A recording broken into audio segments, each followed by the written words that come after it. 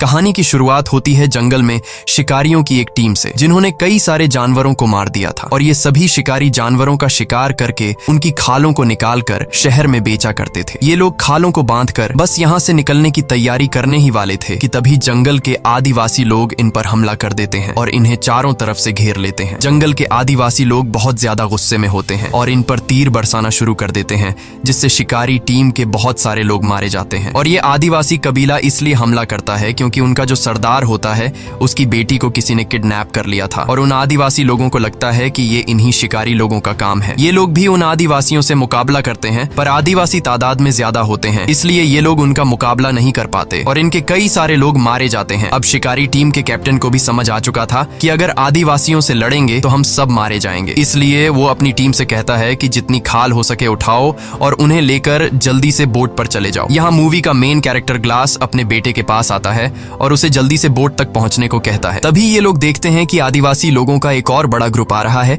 इसलिए ये लोग लड़ना छोड़ देते हैं और अपनी जान बचाने के लिए तेजी से बोट की तरफ भागते हैं। इसी बीच शिकारी टीम के और भी कई सारे लोग मारे जाते हैं। बस कुछ ही लोग बोट तक पहुंचकर यहाँ से निकल जाते हैं। उनके जाने के बाद आदिवासी लोग शिकारियों से बची सारी खालों पर कब्जा कर लेते हैं और कबीले के सरदार को यहाँ अपनी बेटी नहीं मिलती। अब कबीले का सरदार अपने लोगों से कहता है कि यहाँ पर जितनी भी उन अमेरिकन शिकारियों से खालें बची हैं उन्हें उठा लो। इन खालों को हम फ्रेंच शिकारियों को दे देंगे, बदले में हम उनसे घोड़े और बंदूकें ले लेंगे और मेरी बेटी को तब तक ढूंढते रहेंगे जब तक वो मिल नहीं जाती। दूसरी तरफ ये अमेरिकन शिकारी लोग काफी दूर जाने के बाद भी डरे हुए होते हैं और बंदूक तान कर तैयार रहते हैं, क्योंकि उन्हें भी पता था कि वह आदिवासी लोग इनका इतनी आसानी से पीछा नहीं छोड़ेंगे और वो कभी भी इनके ऊपर हमला कर सकते हैं। अब यहाँ पर इन लोगों को समझ नहीं आ रहा होता कि हमें किस तरफ जाना चाहिए। तब कैप्टन ग्लास से पूछता है कि हमें क्या करना चाहिए। ग्लास कहता है कि हमें इस बोट को छोड़ के जमीन के रास्ते चलना चाहिए, क्योंकि वो आदिवासी लोग नदी को फॉलो करते हुए जल्दी हमारे तक पहुंच जाएंगे, इसीलिए जमीन ही हम सबके लिए सबसे सेफ रास्ता है। लेकिन ग्लास की इस बात से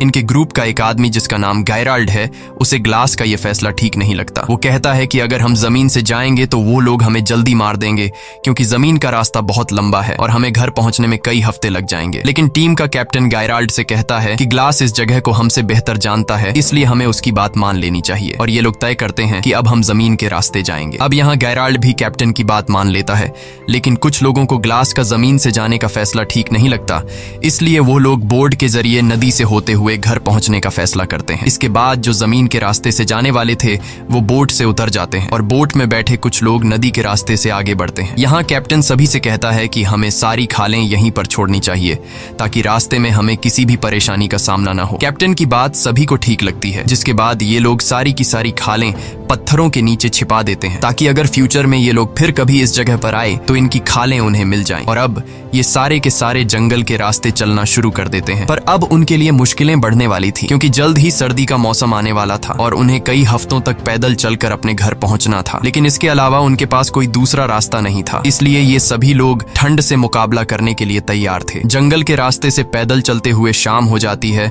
और अब ये लोग एक जगह पर रुककर रात यहीं पर गुजारने का फैसला करते हैं। कुछ देर बाद रात हो जाती है और ये सभी जंगल में सो जाते हैं। अगली सुबह हम देखते हैं कि जो लोग ग्लास के जमीन के रास्ते से पैदल चलने का फैसला गलत समझ रहे थे, अब उन लोगों को अपनी गलती का पछतावा होता है। वो आदिवासी लोग आकर उन्हें मार देते हैं और आदिवासी लोग समझ जाते हैं कि कुछ लोग जंगल के रास्ते से पैदल निकल गए, इसलिए ये लोग पूरे जंगल में फैल जाते हैं उन बचे हुए अमेरिकन शिकारियों को ढूंढने। एक आदिवासी को जमीन पर चलने वाले अमेरिकन शिकारियों के पैरों के निशान भी मिल जाते हैं। वह आकर अपने कबीले के सरदार को बताता है। कबीले के सरदार को लगता है कि मेरी बेटी उन्हीं के पास है और अब ये आदिवासी लोग पैरों के निशान को फॉलो करते हुए उनके पीछे जाते हैं। इधर ये लोग लगातार कई घंटों से पैदल जंगल के रास्ते से आगे बढ़ते हैं और ये लोग काफी ज्यादा थक जाते हैं, इसलिए ये लोग कुछ देर आराम करने के लिए यहीं पर डेरा जमा देते हैं और सभी आराम करने लगते हैं। सभी लोगों को भूख लगी हुई थी पर खाने के लिए कुछ भी नहीं था, इसलिए ग्लास शिकार ढूंढने जंगल में अकेला निकल पड़ता है। कुछ दूर आने के बाद उसे महसूस महसूस होता है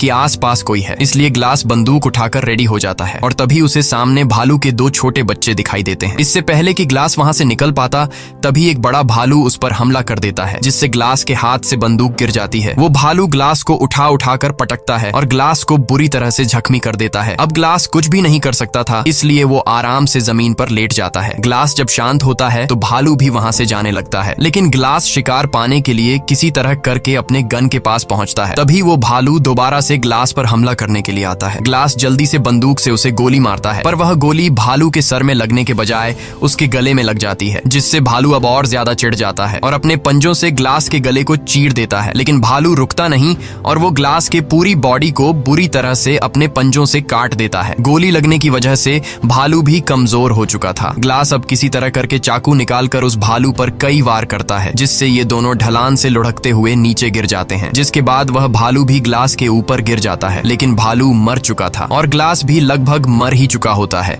क्योंकि भालू ने उसका गला पूरी तरह से फाड़ दिया था और इसकी पूरी बॉडी पर गहरे जख्म थे। ग्लास बहुत ही ज्यादा तकलीफ में था। ग्लास ने जब भालू पर गोली चलाई थी तब गोली की आवाज उसके साथियों ने सुन ली थी, इसलिए ग्लास के साथी उसे ढूंढते हुए वहां पर पहुंच जाते हैं और वो देखते हैं कि ग्लास के ऊपर भालू गिरा हुआ है। वो बड़ी मुश्किल से भालू को उसके ऊपर से हटाते हैं और ग्लास को अपने साथ ले जाते हैं। अब उनमें से एक आदमी ग्लास के घावों को सीना शुरू करता है। दर्द के मारे ग्लास का बुरा हाल हो गया था। उसका गला बुरी तरह से कट चुका है और उसके पूरे बॉडी पर काफी गहरे जख्म हैं। ग्लास के जख्मों को देखते हुए ये लोग समझते हैं कि ग्लास अब जिंदा नहीं रह पाएगा और कुछ ही घंटों में उसकी मौत हो जाएगी। दूसरी तरफ आदिवासी कबीले का सरदार अमेरिकन शिकारियों से जो खालें बची हुई थीं, वो इन खालों को फ्रेंच शिकारियों को दे देता है, जिसके बदले वो उनसे बंदूकें और घोड़े ले लेता है, जिसका मतलब इन अमेरिकन शिकारियों यानी ग्लास और उसके साथियों के लिए मुश्किलें बढ़ने वाली थीं, क्योंकि इससे पहले ये आदिवासी तीर कमान से हमला किया करते थे, लेकिन अब आदिवासियों के पास घोड़े और बंदूकें भी आ गई थीं। अब ग्लास बुरी तरह से जख्मी होने की वजह से चल नहीं सकता था, इसलिए ये लोग ग्लास के लिए लकड़ी का एक स्ट्रेचर बनाते हैं। वो ग्लास को उसके ऊपर रखते हैं और आगे बढ़ना शुरू करते हैं। इस तरह से ये लोग बारी बारी से ग्लास को उठाते हैं। ये लोग ग्लास को काफी दूर तक ले आते हैं, पर आगे का रास्ता बहुत ही मुश्किल था, क्योंकि आगे एक ऊंचा पहाड़ था जहां से इन लोगों को गुजरना था। ये पहाड़ी रास्ता इतना खराब था कि वहां से अकेला आदमी भी ठीक से नहीं चढ़ पाता था, इसलिए ग्लास को यहाँ से चढ़ाना नामुमकिन था। ये लोग फिर भी कोशिश करते हैं, पर ये लोग ग्लास को नहीं चढ़ा पाते। तभी उनका जो कैप्टन होता है वो अपने एक आदमी को बोलता है कि ग्लास के मुंह पर कपड़ा रखो। दरअसल वो ग्लास को गोली मारने वाला होता है, क्योंकि उसको लगता है कि ग्लास तकलीफ से गुजर रहा है और वैसे भी ग्लास अब बच नहीं सकता। ग्लास दर्द से तड़प रहा होता है और उसको यहाँ से घर ले जाना लगभग नामुमकिन है। कैप्टन ग्लास को मारने ही वाला होता है कि तभी ग्लास का बेटा सामने आकर बोलता है कि ऐसा मत करो। कैप्टन को उस पर तरस आ जाता है और वो ग्लास को गोली नहीं मार पाता, क्योंकि ग्लास की वजह से ये सभी जिंदा बचे होते हैं। कैप्टन वहाँ पर मौजूद सभी लोगों से कहता है कि जो भी 2 लोग ग्लास के मरने तक उसके पास रुकेंगे उसे गाँव वापस आते ही $70 दिए जाएंगे। कैप्टन कहता है कि ग्लास ने हम सबकी मदद की है और कैप्टन चाहता था कि ग्लास को नेचुरल डेथ मिले और जब ग्लास मर जाए तो उसका अंतिम संस्कार करके वो 2 लोग भी वापस आ जाएं। अब ग्लास का बेटा फौरन बोलता है कि मैं रुकूंगा, और वहाँ पर एक लड़का और होता है जिसका नाम फ्रेजर है। वो कहता है कि मैं रुकूंगा चाहे $70 मिले या ना मिले। अब ग्लास का बेटा हॉक और फ्रेजर दोनों उम्र में छोटे थे, इसलिए कैप्टन कहता है कि एक और आदमी भी इनके पास रहना चाहिए। यहाँ गेराल्ड सामने आकर बोलता है कि मैं रुकूंगा, पर $70 बहुत कम है। तब कैप्टन बोलता है ठीक है, $100 मिलेगा। और तभी जो ग्लास का बेटा और जो दूसरा लड़का होता है वो कहते हैं कि तुम हमारे डॉलर भी रख सकते हो। ये सुनकर गेराल्ड कहता है $300 काफी है, इससे मैं अपना घर खरीद सकता हूँ, और वैसे भी 2 से 3 दिनों की बात है, इससे ज्यादा दिन ग्लास जिंदा नहीं बच पाएगा। और गेराल्ड भी उनके साथ रुकने के लिए तैयार हो जाता है। अब ये 3 लोग ग्लास के पास यहाँ पर रुक जाते हैं और बाकी सब आगे निकल जाते हैं। गेराल्ड ग्लास के पास ही बैठ जाता है और ग्लास के मरने का इंतजार करने लगता है, लेकिन ग्लास मरने का नाम तक नहीं ले रहा होता। अगले दिन ग्लास का बेटा और वो दूसरा लड़का पेट भरने के लिए शिकार और पीने के लिए पानी लेने चले जाते हैं। तब गेराल्ड पास ही में एक घड़ा खोदने लग जाता है, लेकिन गेराल्ड ऐसा क्यों कर रहा है? क्या वह ग्लास को जिंदा दफनाने का सोच रहा है? ये तो हमें आगे ही पता चलेगा। इस तरह से और भी कई घंटे गुजर जाते हैं और जब गेराल्ड देखता है कि ग्लास अभी तक नहीं मरा, तब वो गुस्से से ग्लास के पास आता है और ग्लास से कहता है कि तुम मरते क्यों नहीं? तुम्हारी वजह से हम सबकी जान चली जाएगी, क्योंकि आदिवासी लोग अभी भी पागलों की तरह हमें ढूंढ रहे हैं, और अगर आदिवासी यहाँ पर आ गए तो वो हम सबको मार देंगे और तुम अपनी जान जान देकर अपने बेटे की और हम सबकी जान बचा सकते हो। अब गेराल्ड ग्लास से कहता है कि अगर तुमने अपनी पल के नीचे झपका ली तो मैं समझ जाऊंगा कि तुम मरने के लिए तैयार हो। ग्लास बेचारा काफी देर तक कोशिश करता है कि उसकी पलकें न झपके, लेकिन तब गेराल्ड उसे कहता है कि मुझे लगता है कि तुम अपने बेटे को भी नहीं बचाना चाहते। ग्लास गेराल्ड की बात सुनकर अपने बेटे को बचाने के लिए अपनी पलकें नीचे झपका देता है। ये देखकर गेराल्ड ने उसके मुंह में कपड़ा घुसाकर उसकी सांस रोक दी और ग्लास अब तड़प कर मर रहा होता है। तभी ग्लास का बेटा आकर गेराल्ड को बंदूक से पीछे धकेल देता है। ग्लास का बेटा गेराल्ड पर बंदूक तान देता है और उसे मारने की धमकी देता है। गेराल्ड उसे समझाने की कोशिश करता है कि मैं ऐसा क्यों कर रहा था, लेकिन ग्लास का बेटा उसकी कोई बात नहीं सुनता और चिल्लाने लग जाता है, जिसके बाद गेराल्ड ग्लास के सामने ही उसके बेटे को पेट में चाकू मारकर मार डालता है। ग्लास का गला पूरी तरह से कटा होता है, इसलिए वो चिल्ला भी नहीं पाता। वो सिर्फ अपने बेटे को मरता हुआ देखता है और गेराल्ड उसके बेटे को उठाकर दूर एक जगह में छिपा देता है ताकि जब वह तीसरा लड़का वहां पर आए तो वह इसे न देख पाए। कुछ देर बाद जब वह लड़का वहां पर आता है, वो गेराल्ड से पूछता है कि हॉक कहाँ है। तब गेराल्ड उसे बताता है कि वो आसपास ही होगा, थोड़ी देर में आ जाएगा। ग्लास बेचारा उस लड़के जिसका नाम ब्रीजर है उसे बताने की कोशिश करता है कि गेराल्ड ने मेरे बेटे को मारा है, पर वह बता नहीं पाता क्योंकि उसके मुंह से आवाज नहीं निकल सकती। अब रात होती है, गेराल्ड और ब्रीजर सो जाते हैं। अगली सुबह गेराल्ड ब्रीजर को जगाकर उससे झूठ बोलता है कि मैंने यहाँ से कुछ ही दूरी पर 20 आदिवासी कबीले के लोगों को हमारी तरफ तेजी से आते हुए देखा। अगर वो यहाँ तक पहुंचे तो हमारे टुकड़े टुकड़े कर देंगे। ये सुनकर ब्रीजर डर जाता है और बोलता है कि अगर हम चले गए तो ग्लास और उसके बेटे हॉक का क्या होगा, जिस पर गेराल्ड कहता है कि अगर हॉक जिंदा होगा तो हमें ढूंढ लेगा। फिर वो लड़का कहता है कि ग्लास अभी जिंदा है और हमने कैप्टन से वादा किया था कि ग्लास के मरने के बाद हम उसका अंतिम संस्कार पूरे रीति रिवाज से करके यहाँ से निकलेंगे। ये सुनने के बाद गेराल्ड ग्लास को पैरों से पकड़कर बहुत बुरी तरह से खींचता है। ग्लास के पूरे शरीर में घाव होते हैं और वो दर्द से चिल्ला रहा होता है। अब गेराल्ड ने एक दिन पहले जो कब्र खोदी थी उसमें ग्लास को जिंदा डाल देता है और ऊपर से मिट्टी डालना शुरू कर देता है। तब वो लड़का कहता है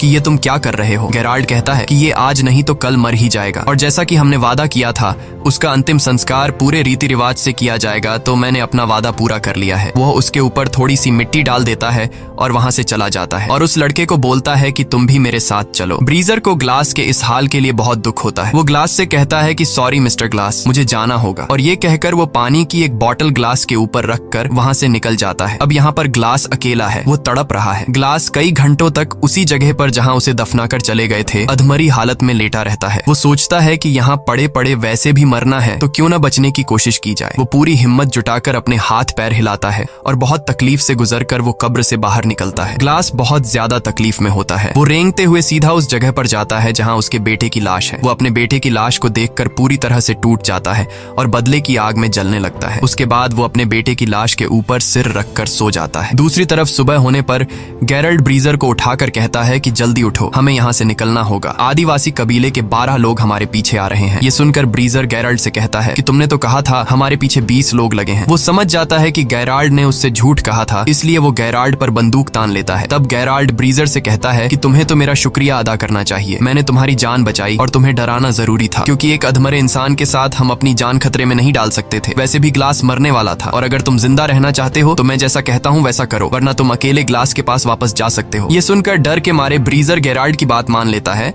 और उसके साथ आगे बढ़ने लगता है। दूसरी तरफ ग्लास उसी जगह पर होता है और अब ग्लास को भूख लगती है। वो रेंगता हुआ एक जगह पर जाता है जहाँ किसी जानवर का स्कल पड़ा होता है। वो उसमें से एक हड्डी तोड़ता है और जो सूखा हुआ मांस होता है उसे खाता है। फिर वो रेंगता हुआ एक पहाड़ी के छोर तक जाता है जहां वो देखता है कि नीचे एक नदी है। ग्लास को अब प्यास भी लगी थी। वो बड़ी मुश्किल से उसी तरह रेंगता हुआ उस नदी के किनारे पहुंच जाता है और पानी पीने लगता है। लेकिन जब वो पानी पीता है तो पानी उसकी गर्दन से बाहर निकल जाता है क्योंकि उसकी गर्दन कटी हुई थी। अब ग्लास को सबसे पहले अपने घावों का इलाज करना था। उसके पास थोड़ा बारूद बचा होता है। वो सूखी घास इकट्ठा कर आग जला लेता है और थोड़ा सा बारूद अपनी गर्दन के उस हिस्से पर डालता है जहां गला कटा हुआ था। फिर वो एक जली हुई लकड़ी को अपनी गर्दन में लगाता है जिससे बारूद जलकर एक चिंगारी पैदा होती है और उस चिंगारी से उसकी गर्दन जल जाती है। वो ऐसा इसलिए करता है ताकि जलने से जो उसका घाव फटा हुआ है वो चिपक जाए। इस दौरान ग्लास को बहुत दर्द होता है और दर्द के मारे वो बेहोश हो जाता है। उसके बाद ग्लास कई दिनों तक उसी नदी के किनारे रहता है। वो पानी पीकर और मरे हुए जानवरों का मांस खाकर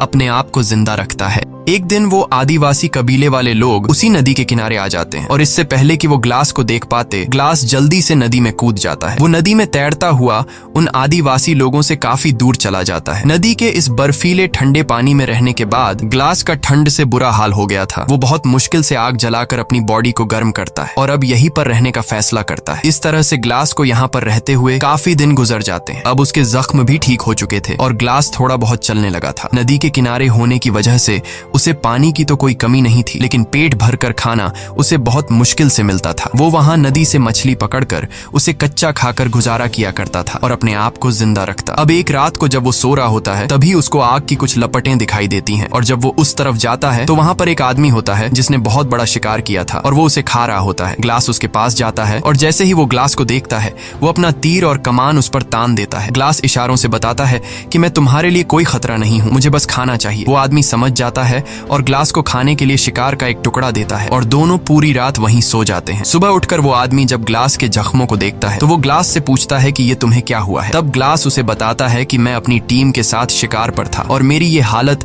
एक जंगली भालू ने की है, जिसके बाद मेरे साथियों ने मुझे मरने के लिए जंगल में ही छोड़ दिया और उन्होंने मेरे बेटे को भी मार दिया। ये सुनकर उस आदमी को ग्लास के लिए बहुत दुख होता है और ये जो आदमी है वो कहता है कि मेरे पूरे परिवार को भी फ्रेंच शिकारियों ने मार डाला। ये कहते हुए वो आदमी बहुत ज्यादा इमोशनल हो जाता है, पर वो कहता है कि वो उन फ्रेंच लोगों से बदला नहीं लेना चाहता क्योंकि बदला लेना ऊपर वाले के हाथ में है। वह आदमी ग्लास के जख्मों को देखते हुए कहता है कि तुम मेरे साथ ट्रैवल कर सकते हो और इसके बाद वो दोनों एक घोड़े पर आगे का सफर तय करते हैं। दूसरी तरफ गायराल्ड और ब्रीजर अपने गांव के काफी करीब पहुंच जाते हैं, लेकिन गांव में एंटर होने से पहले गायराल्ड ब्रीजर से कहता है कि हमने जो भी किया उसके बारे में किसी को भी पता नहीं चलना चाहिए। वो ब्रीजर से कहता है कि अगर उन्हें सच पता चला तो कैप्टन हमें सूली पर चढ़ा देगा। मजबूरी में ब्रीजर उसकी बात मान जाता है। अब गैरल्ड और वो लड़का कैप्टन के पास जाते हैं और गैरल्ड कैप्टन को बताता है कि ग्लास के आखिरी सांसों तक हम उसके साथ रहे, हमने उसे अच्छी तरह से अंतिम संस्कार के साथ दफनाया और ग्लास का बेटा आदिवासी लोगों के हाथ लग गया और हम अपनी जान छुड़ाकर वहां से भाग आए। ये सुनकर कैप्टन अपने वादे के मुताबिक उन दोनों को $100 देता है, लेकिन वो लड़का पैसे लिए बिना वहां से चला जाता है। गैरल्ड उस लड़के के पैसे भी उठाकर बोलता है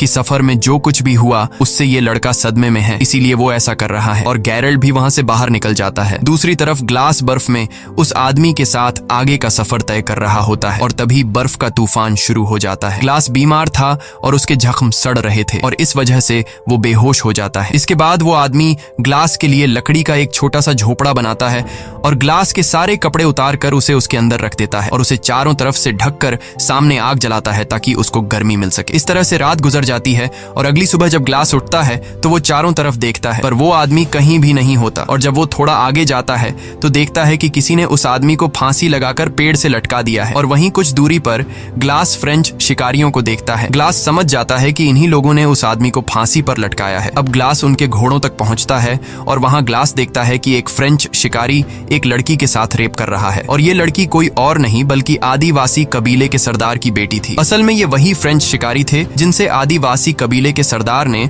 खालों के बदले घोड़े और बंदूकें ली थी और इन्हीं फ्रेंच शिकारियों ने कबीले के सरदार की बेटी को किडनैप किया था। लेकिन कबीले के सरदार को लग रहा था कि उसकी बेटी को अमेरिकन शिकारियों ने किडनैप किया है। उसके बाद ग्लास चुपके से पीछे से आकर जो आदमी कबीले के सरदार की बेटी के साथ गलत कर रहा था उसे मार देता है और लड़की को आजाद कर लेता है। यहाँ ग्लास होशियारी से काम लेते हुए एक घोड़े पर बैठ जाता है और बाकी घोड़ों की रस्सियां खोलकर बंदूक से गोली चला देता है जिससे सभी घोड़े भाग जाते हैं और अब उन फ्रेंच लोगों के पास घोड़े न होने की वजह से वे ग्लास का पीछा नहीं कर पाते, पर भागते समय ग्लास का पानी का बोतल वहीं पर नीचे गिर जाता है। वहां से भागने के बाद ग्लास रात एक पेड़ के नीचे गुजारता है और जब सुबह होती है तो वो देखता है कि आदिवासी उस तक पहुंचने वाले हैं। वो जल्दी से अपने घोड़े पर बैठकर भागने लगता है, लेकिन वे आदिवासी उसके काफी करीब होते हैं। वो एक दो आदिवासी को गोली मारता है और घोड़े को और तेजी से भगाता है और दौड़ते दौड़ते सामने एक पहाड़ आ जाता है जिसके नीचे एक गहरी खाई होती है। लेकिन ग्लास अब रुक नहीं सकता क्योंकि अगर वो रुकेगा तो वे आदिवासी लोग उसे मार देंगे। इसलिए ग्लास घोड़े के साथ खुद को उस खाई से गिरा देता है और नीचे एक पेड़ से टकराता हुआ सीधा बर्फ में गिरता है। घोड़ा डायरेक्ट नीचे छोटे चट्टानों पर गिरने से मर जाता है, लेकिन ग्लास अभी भी जिंदा है क्योंकि वो पेड़ से टकराते हुए बर्फ की मोटी परत पर गिरता है, पर उसकी हालत अब काफी ज्यादा खराब होती है। तभी वहां तेज तूफान आता है है और ठंड बहुत ज्यादा बढ़ जाती है। अब अगर ग्लास ने अपने लिए कोई गर्म जगह नहीं ढूंढी तो वो ठंड में जमकर मर जाएगा। अब ग्लास ठंड से बचने के लिए घोड़े के पेट को काटता है और उसके अंदर से सभी पार्ट्स बाहर निकालता है और रात को वहीं सो जाता है, क्योंकि वो जानता है कि अगर वह बाहर रहा तो ठंड से मर जाएगा। वो किसी तरह पूरी रात उस घोड़े के पेट के अंदर गुजारता है। सुबह जब वो उठता है तो वो देखता है कि मौसम अब नॉर्मल हो चुका है और एक बार फिर से वो अपना सफर जारी रखता है। वहीं दूसरी तरफ हम देखते हैं कि जहां पर ग्लास को पहुंचना है वहां एक फ्रेंच शिकारी आता है और वह अमेरिकन शिकारियों से मदद मांगता है। ये लोग उसे अंदर ले आते हैं। कैप्टन उससे पूछता है कि आखिर तुम्हारे साथ क्या हुआ? तो वह आदमी बताता है कि एक आदमी आया था जिसने हमारे कैप्टन को मार दिया और फिर उसने हमारे सभी घोड़ों को आजाद कर दिया। असल में यह आदमी ग्लास की बात कर रहा था और जो आदमी कबीले के सरदार की बेटी के साथ गलत कर रहा था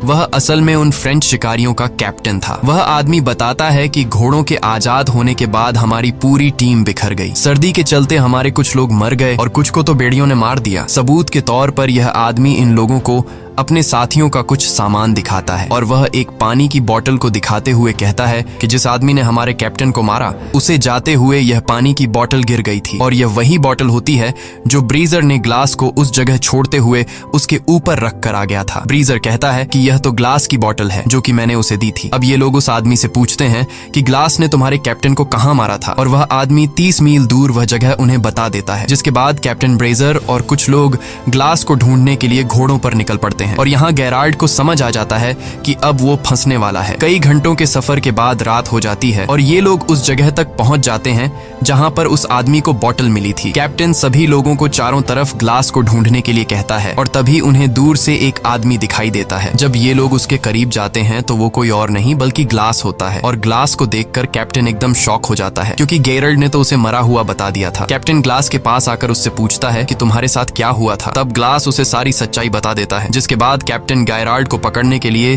तेजी से वापस अपने गांव आता है और गेराल्ड को ढूंढता है, लेकिन गेराल्ड तिजोरी से सारा पैसा चुराकर भाग गया होता है। कैप्टन गुस्से में ब्रीजर को मारता है और अपने आदमियों से कहता है कि ब्रीजर को अरेस्ट कर लो, लेकिन ग्लास कैप्टन से कहता है कि इसमें ब्रीजर की कोई गलती नहीं थी। वहां जो कुछ भी हुआ ब्रीजर को उसके बारे में कुछ भी नहीं पता, इसलिए तुम उसे छोड़ दो। और अब कैप्टन यह तय करता है कि मैं गेराल्ड को पकड़ने के लिए जाऊंगा, क्योंकि उसने ग्लास के बेटे का मर्डर किया और उसने पैसा भी चोरी किया। तब ग्लास बोलता है कि मैं भी तुम्हारे साथ जाऊंगा, लेकिन कैप्टन कहता है नहीं, तुम्हें अभी आराम की जरूरत है, मैं अकेले उसे मारने जाऊंगा। ग्लास कहता है नहीं, मैं उसके लिए बहुत दूर से सफर तय करके आया हूँ और उसे सिर्फ मैं मारूंगा। जिसके बाद कैप्टन ग्लास की बात मान लेता है और ये दोनों घोड़ों पर गेराल्ड को मारने निकल पड़ते हैं। ये दोनों गेराल्ड के घोड़े के पैरों के निशानों को फॉलो कर रहे होते हैं और काफी दूर तक जाने के बाद ये दोनों अपना अपना रास्ता बदल लेते हैं। कैप्टन ग्लास से कहता है कि तुम दाएं रास्ते से जाओ और मैं बाएं वाले रास्ते से जाऊंगा। अब ये दोनों एक दूसरे से अलग हो जाते हैं और जब कैप्टन गेराल्ड को ढूंढ रहा होता है तो गेराल्ड एक बड़े से पत्थर के पीछे से निकलता है और कैप्टन को गन पॉइंट पर लेकर कहता है कि कैप्टन तुम यहाँ पर क्या कर रहे हो। कैप्टन उसे कहता है कि तुम्हारे ऊपर खून का इल्जाम है, इसलिए तुम मेरे साथ चलो, लेकिन गेराल्ड नहीं मानता। अब जैसे ही कैप्टन जेब से बंदूक निकालकर उसे मारने ही वाला होता है तभी गेराल्ड कैप्टन को शूट कर लेता है, जिससे कैप्टन की मौत हो जाती है। गोली की आवाज सुनकर ग्लास उस तरफ आता है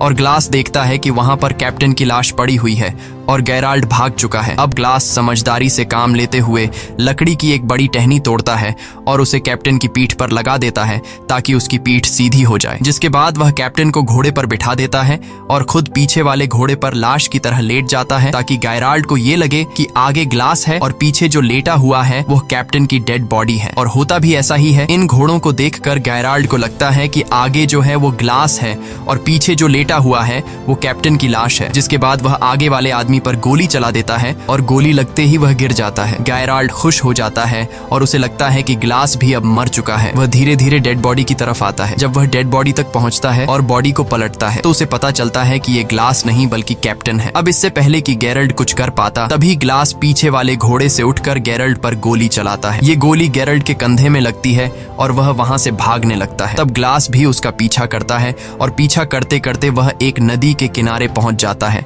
जहां पर इन दोनों के बीच एक बड़ी फाइट होती है। ये दोनों ही एक दूसरे को बुरी तरह से घायल कर देते हैं और तभी हम देखते हैं कि नदी के उस पार वो आदिवासी कबीले वाले आ जाते हैं जो इन लोगों को मारना चाहते हैं। और जब ग्लास गेरल्ड को मारने वाला होता है तभी उसे उस आदमी की याद आती है जिसने उसे खाने के लिए मांस दिया था और बाद में फ्रेंच लोगों ने उसे सूली पर चढ़ा दिया था। उसने एक बार ग्लास से कहा था कि जो इंसान किसी दूसरे इंसान के साथ बुरा करता है उससे बदला लेने के बजाय ऊपर वाले के सहारे पर छोड़ देना चाहिए। इसलिए ग्लास भी गेराल्ड को नदी में छोड़ देता है। नदी में बहते हुए गेराल्ड दूसरी तरफ पहुंच जाता है जहां वो आदिवासी उसे पकड़कर मार देते हैं और अब वे लोग नदी पार करके ग्लास की तरफ आते हैं, पर वे लोग ग्लास को कुछ नहीं कहते और ग्लास को वहां पर छोड़कर जाने लगते हैं। असल में कबीले के सरदार को उसकी बेटी मिल गई होती है और ये वही लड़की होती है जिसका रेप होते हुए एक बार ग्लास ने उसे फ्रेंच लोगों से बचाया था। ये लड़की अपने पिता को ग्लास के बारे में बताती है कि उसने मेरी जान बचाई थी और यही वजह होती है कि वे लोग ग्लास को वहां पर छोड़कर चले जाते हैं। इसी के साथ ये कहानी खत्म हो जाती है। अगर आपको वीडियो अच्छी लगी हो तो हमारे चैनल को सब्सक्राइब और वीडियो को लाइक जरूर कीजिएगा।